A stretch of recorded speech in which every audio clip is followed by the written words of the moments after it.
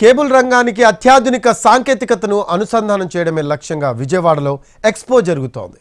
3 రోజుల పాటు నిర్వహించిన connect AP 2024 expo and technical seminar ముగిసింది. విజయవాడ ఏ కన్వెన్షన్ సెంటర్లో జరిగిన ఎక్స్పోకు తెలుగు రాష్ట్రాల నుంచి పెద్ద ఎత్తున కేబుల్ ఆపరేటర్లు తరలివచ్చారు.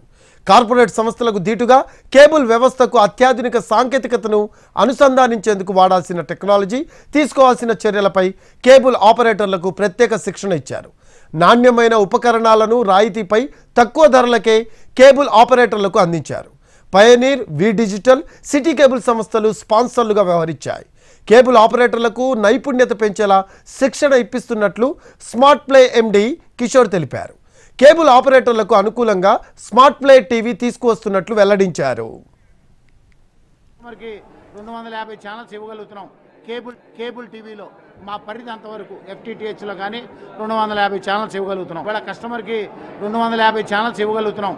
కేబుల్ టీవీలో మా పరిధి అంతవరకు FTTHలో కానీ 250 ఛానల్స్ ఇవ్వగలుగుతున్నాం.